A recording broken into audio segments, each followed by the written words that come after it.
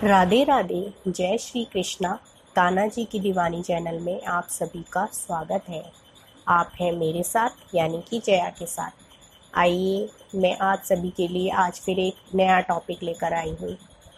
वो टॉपिक नहीं है, हम सभी की बात है। वो होता है, ज़्यादातर मन में आ ही जाती है वो बात। क्या है? क्या आपको भी भगवान ने पूजा पाठ के बाद कुछ नहीं दिया?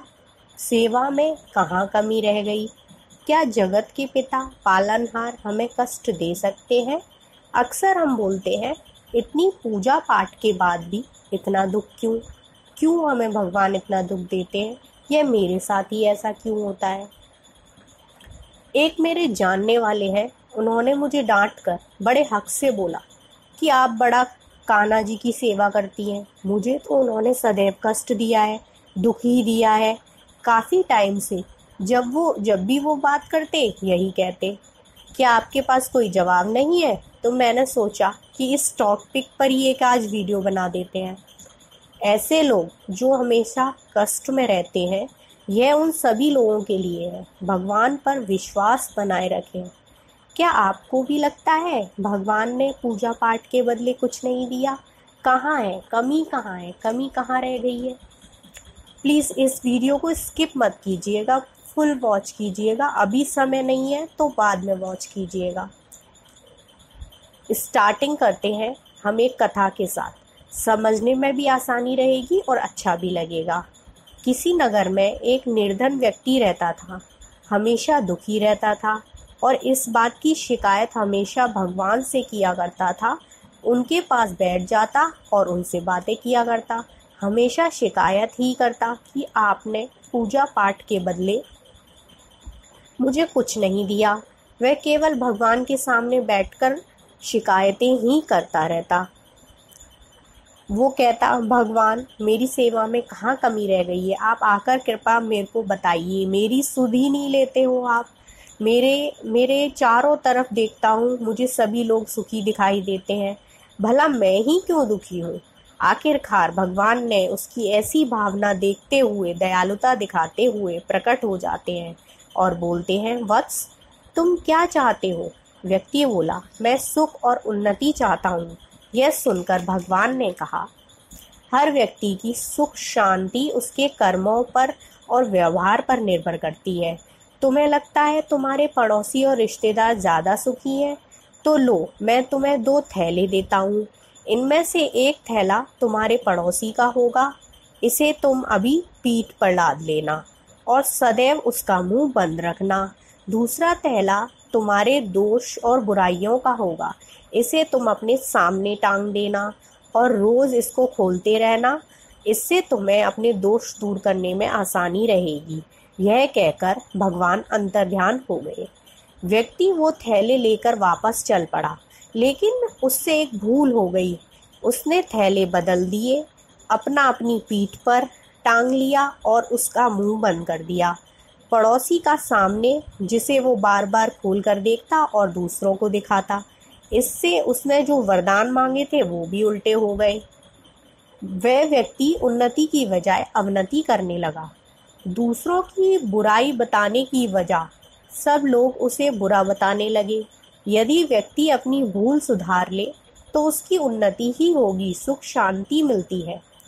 यह किसी व्यक्ति विशेष की कहानी नहीं है, हम सभी लोगों की है। मैं भी यदि आज कष्ट में हूँ तो यह मेरे पुराने जन्मों के कर्मों का ही फल है। लोग कहते हैं सारी पूजा व्यर्थ हो गई, कोई मतलब ही नहीं है, भगवान कुछ देते ही नहीं है। यदि हम पूजा ना करें तो भगवान का कुछ बिगड़ेगा? भगवान को कोई फर्क पड़ेगा? भगवान हमारी पूजा के मोहताज नहीं है, वो तो हमारे भाव के ही मोहताज है। यह समझना बहुत ज़रूरी है कि हम पूजा करते क्यों हैं। पूजा करने का एक नियम होता है, आत्मा की शुद्धि, जिससे हम अपने कर्तव्य का निर्वाह कर सकें, इसलिए हम पूजा करते हैं। पूजा से हमें मन की शांति मिलती है, जिससे हम अपने अच्छे बुरे का निर्णय ले सकते हैं। जो इस सत्यता को छोड़कर वहम में जीते हैं और कर्म कांड को ज़्यादा महत्व देते हैं, वही वहमी जीव है, वही कष्ट भोगते रहते हैं। जैसे हम आज शुक्रवार को मैंने खट्टा खा लिया, अब संतोषी माता मेरा बुरा करेंगी। आज गुरुवार को मैंने केला खा लिया, बृहस्पति भगवान मेरा अनिष्ट कर देंगे।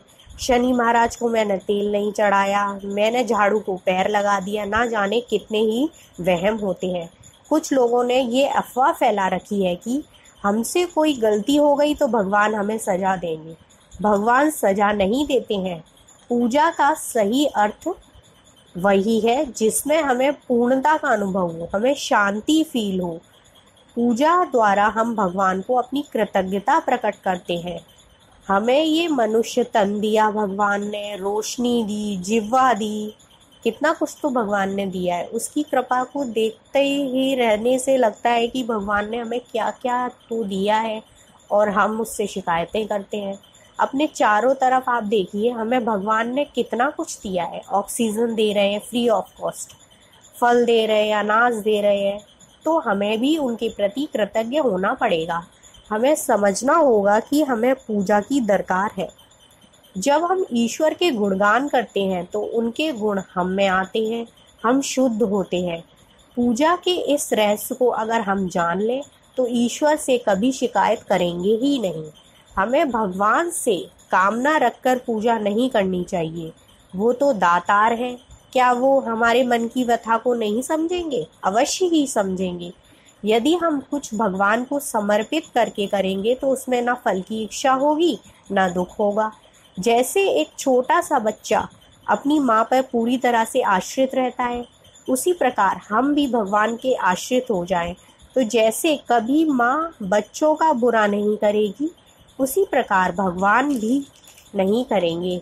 कैसे करेंगे? वो तो पालनहार है, कैसे कर सकते हैं? बिल्कुल नहीं कर सकते। हम दूसरों की चीज़ें देखकर शिकायत की बजाय थैंक्स माने तो भगवान ने हमको इतना कुछ दिया है, यदि ना दे तो हम कुछ कर सकते थे? ईश्वर कभी दुख नहीं देते, वो तो हमारे कर्मों का ही फल होता है। केवल भगवान की कृपा को ही हर समय फील करें।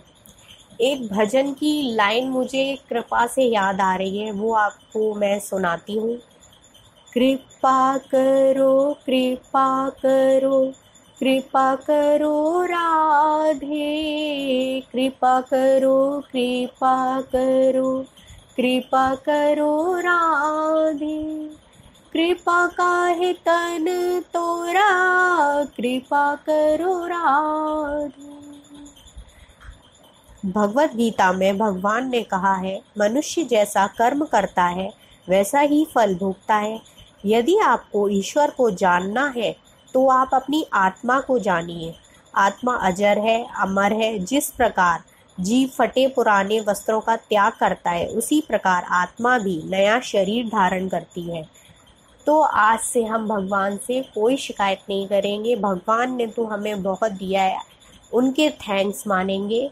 राधे राधे। जय श्री कृष्णा।